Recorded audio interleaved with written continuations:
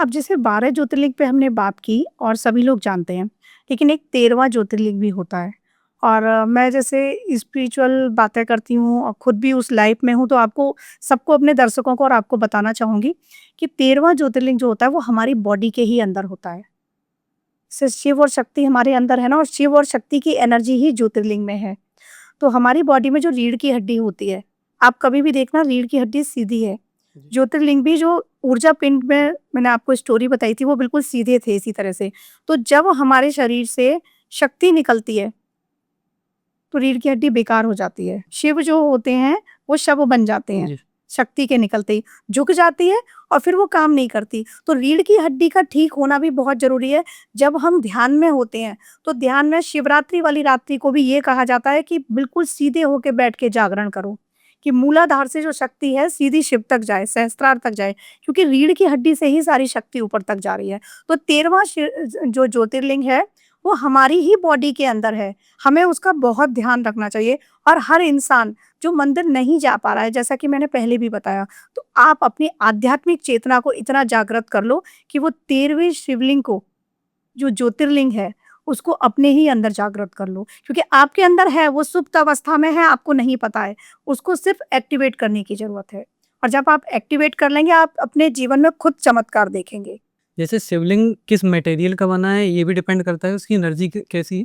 हाँ, बिल्कुल डिपेंड करता है। जैसे पारद शिवलिंग की मैं बता रही हूँ, स्फटिक की बता रही हूँ, ये तो धातु हो गए ना, धातु जी। से बना हुआ। ये पूरा ब्रह्मांडी पदार्थ और धातु पे है। और जो शिवलिंग है, वो पदार्थ है। शिवलिंग जो है पदार्थ है, उसमें जो एनर्जी है वो शक्ति है। जी। तो शिवलिंग में जैसे हम कहते हैं, कई लोगों का ये भी मिथ होता है शिवलिंग की पूजा मत करो। मैंने कई सारे लोगों को देखा, मेरे से पूछते भी हैं कि हमको मना किया है, हम स्त्री हैं, स्पर्श मत करो। तो लिंगम का अर्थ वो कहीं और लगाते हैं। लिंगम का अर्थ होता है चिन्ह, शिव का चिन्ह।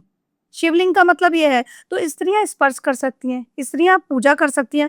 और हर किसी को शिवलिंग के जो आस-पास हम जल चढ़ाते हैं, पंचामृत चढ़ा रहे हैं, तो नीचे ऐसे हाथ घुमा के ज़रूर लगाना चाहिए। अपने सारे चक्राओं पे लगाओ, क्योंकि रेडियो एक्टिव एनर्जी होती है वहाँ पर।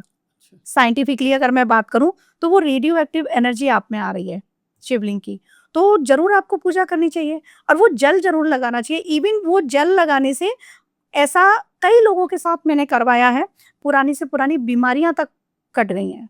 शिवलिंग का जल लो, पूजा करो, जल चढ़ाओ, जल लो और लगा लो। हाँ, ये ध्यान देना कि शिवलिंग पर किसी ने ग्रहों के लिए काले तिल वगैरह वो अर्पित ना करें, तो वो आपके पास ना आ जाएँ, किसी दूसरे की बैड एनर्जी ना आ जाए।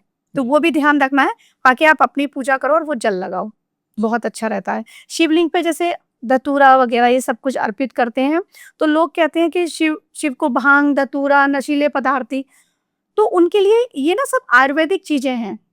इनसे आयुर्वेद में दवाइयाँ बनती हैं। शिव जी ने, जैसे मैंने कहा ना कि विष पिया था, तो उनके लिए जो आयुर्वेद के जो अश्वनी कुमार थे, उन्होंने धतूरे से भी औषधियाँ बनाई थीं अच्छा। और वो औषधियाँ शिव जी को दी थी। तो धतूरा इसीलिए चढ़ाया जाता है, भांग भी इसीलिए चढ़ाई जाती है उनको।